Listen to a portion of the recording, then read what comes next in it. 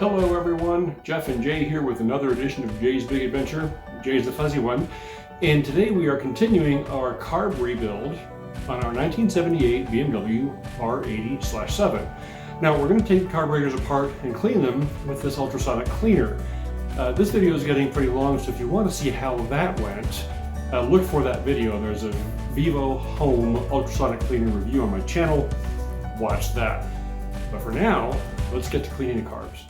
We're going to first disassemble the carbs. We're going to take the jets out and take the floats off.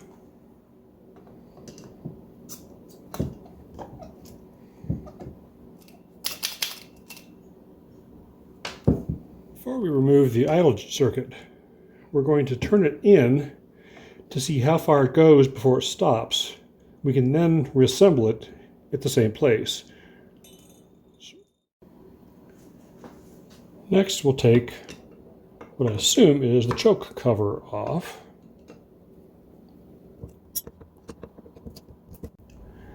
Next is the diaphragm cover.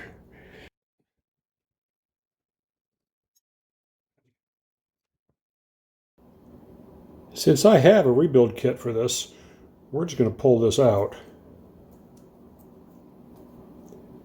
and discard it for now.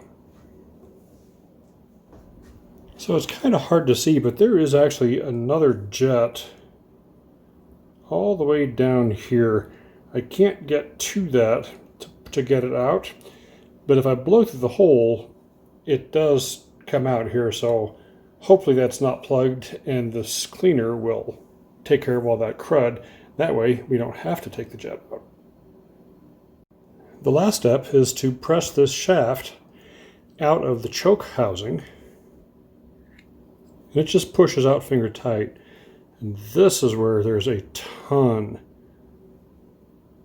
of corrosion and old fuel, etc. Getting this cleaned out should help this bike start considerably better.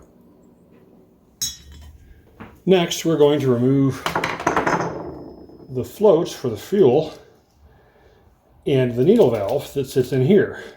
To do that, we need to drive this pin out. And we can't really tell which way is the knurled end and which way is not. So since this one is already started, we're going to start by knocking this end down and seeing if we can slide the pin out.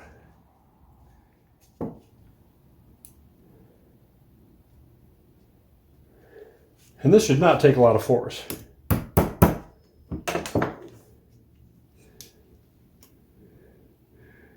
And that end is not the knurled end, which means that is, so it needs to go that way.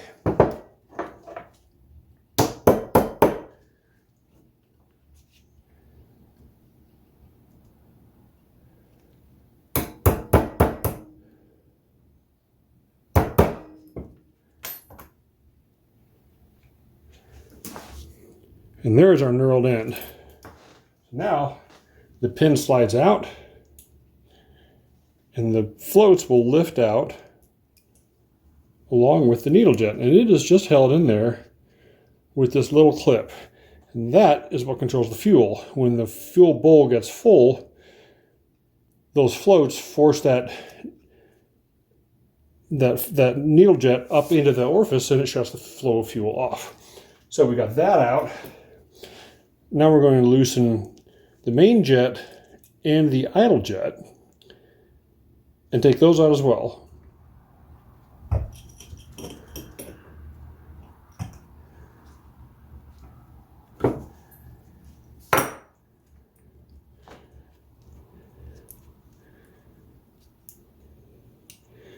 Remember, there's a washer that goes with that jet. So that's the actual jet. This is the emulsion tube.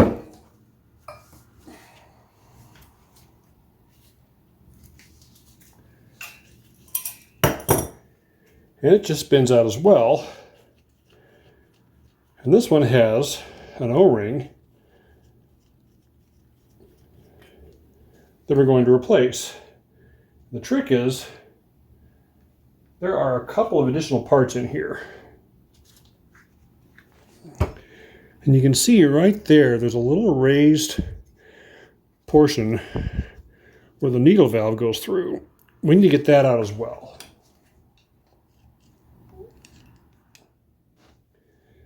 I'll work on getting that out in a little bit. Next, we're going to remove this guy. Now this time the O-ring just came apart as we pulled it up. That's how old this stuff is. And on the end of the needle jet is a spring. Remember, that spring is going to go in here. Next, we'll take out the pilot jet.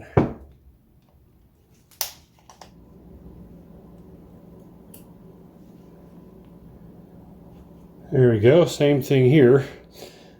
There's a little O-ring that's going to have to be replaced. These are all in really bad shape, which helps explain why this bike just didn't run at all. These are super brittle, they just peel off, and they're just crap. So, all this stuff is going to go into the ultrasonic parts cleaner, and when it's clean, we'll put it back together.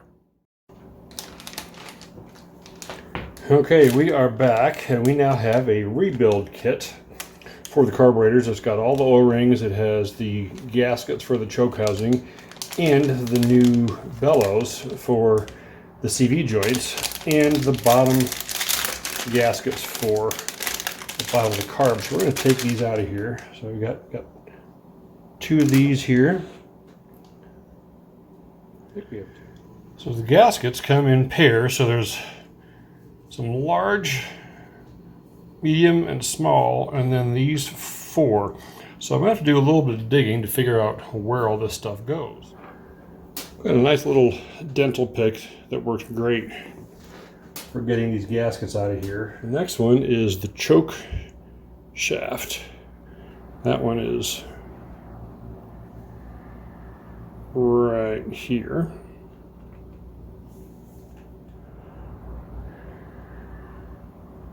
And we're just going to spin this off here.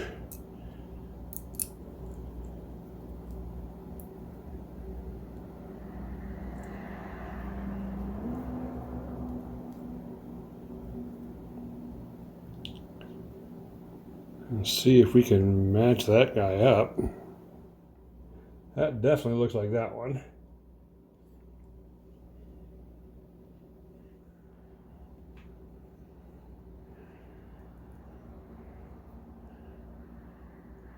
Well, there we go. So far, so good.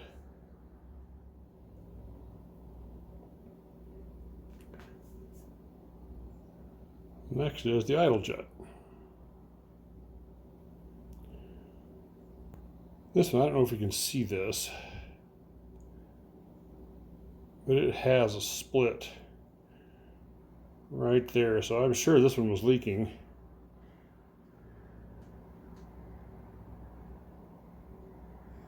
It will also cause the bike to not run well.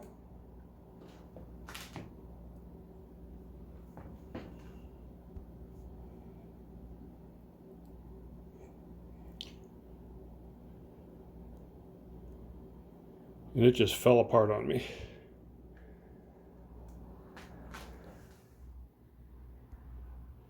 Next is going to be the main jet housing.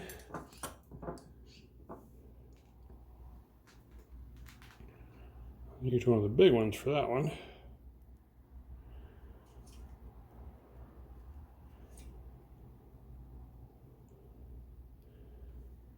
There we go.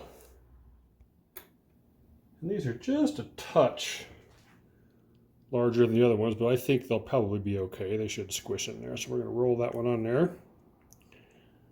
We'll see whether that one turns in. And then we're pretty much ready to put this back together. We've got this guy on here. This is the main jet. We have the pilot jet. Where's our little diffuser?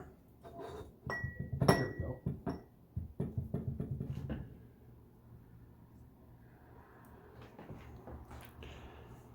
And so this guy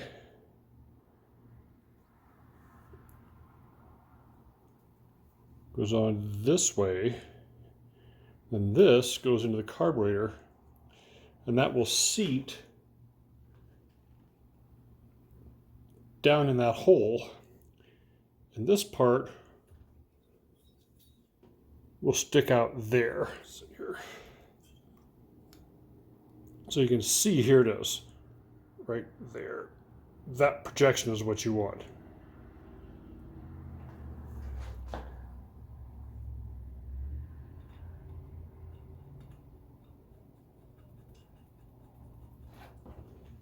Turn the main jet.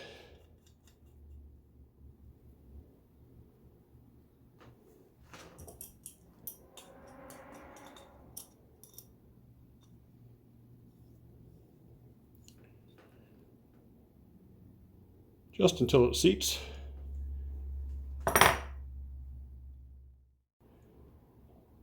Next goes the main jet and the washer.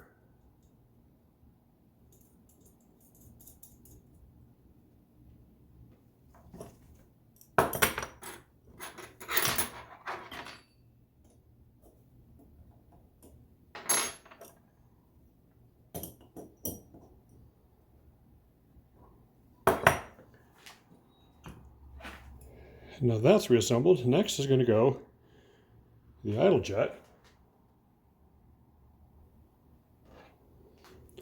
Just going to screw in right here.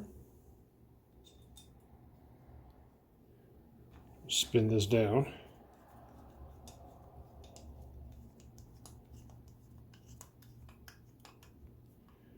Then open it up 1/2 and 3/4 of a turn. That should be pretty good. And now we're ready to reinstall the float mechanism.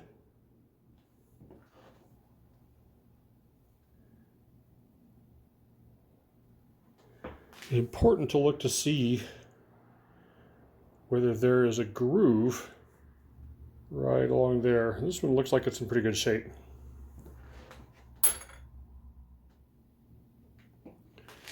The float just hangs on this little tab here.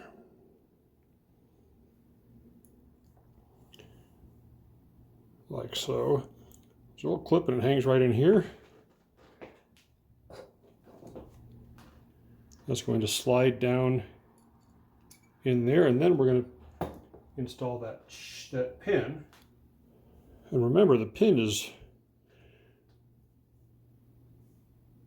knurled on one side and smooth on the other.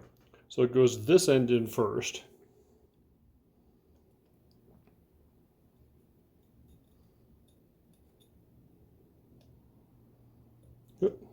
Other side.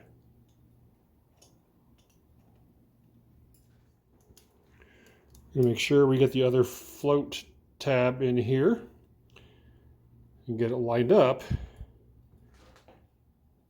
Then we're just going to tap it in place with the back side of a nail.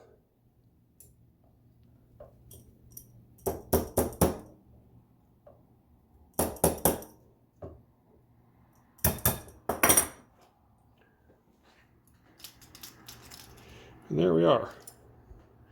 I could go just a touch further on here, but you get the idea. So now this is ready to reassemble.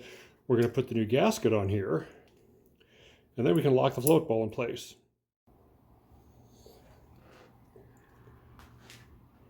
Next, we're going to install the gasket.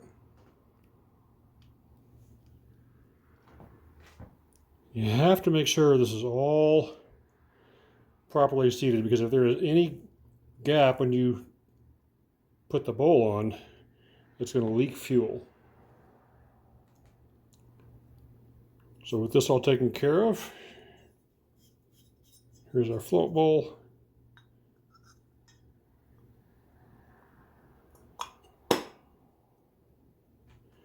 We're going to carefully check to make sure that that gasket isn't out anywhere else. Then we're going to slide this up on here. So now we're going to reassemble the choke housing. The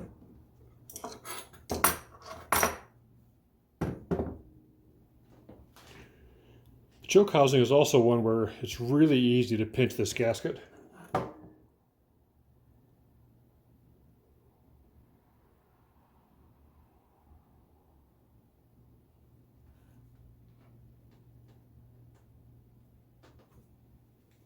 And to reassemble this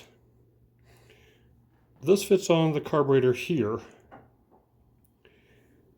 And if you notice, there is a notch. There's a punch mark right on the end of that. Right there. Right there. That is going to face the choke linkage. So it goes in like this.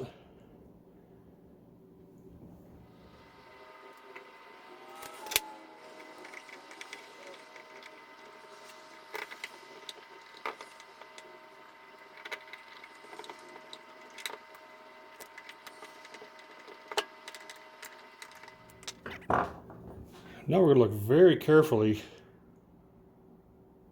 at the edge to make sure that the gasket has not been sucked in. I think we're in pretty good shape. Okay.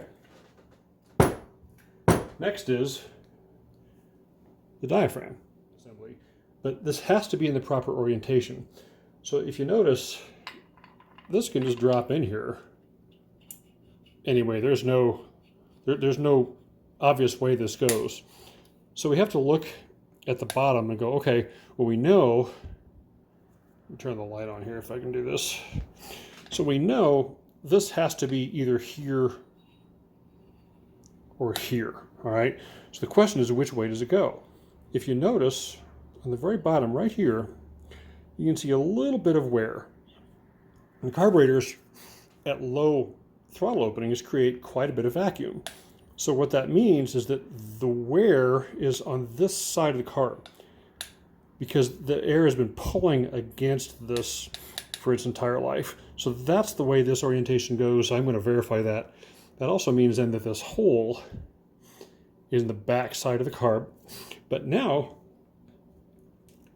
this has a tab on it, and that tab is going to fit here. So that is the orientation that I have to install this ring so that this tab will fit here and this will fit here.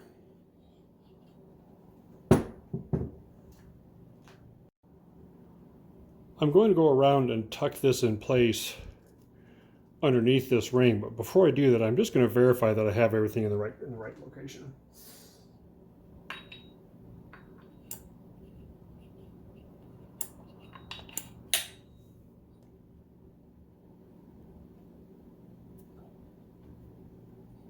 And I do not. So I'm just going to have to spin this just a couple degrees.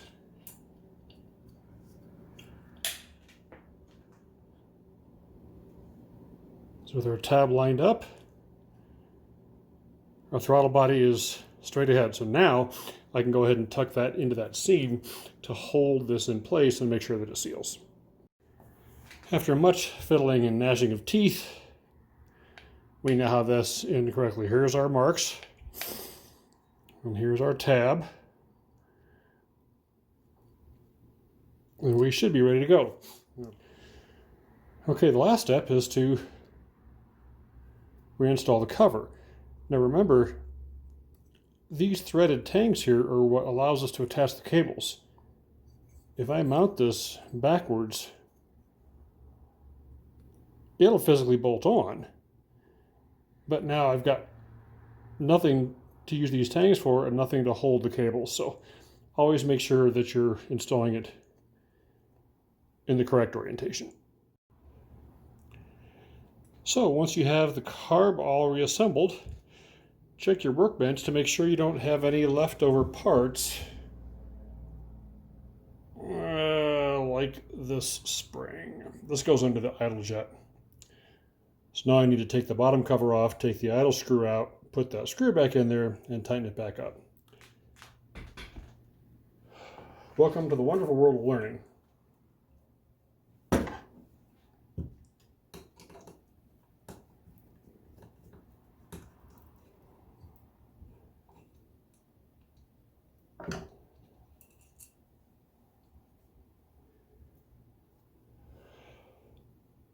There we go.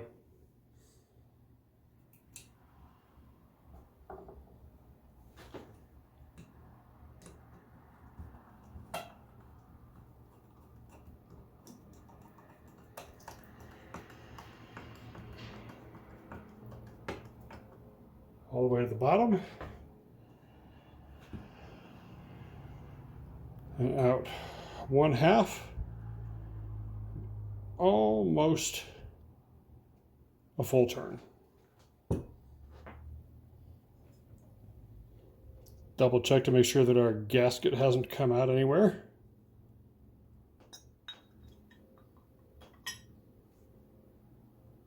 And we should be done. Now it's time to do the next side.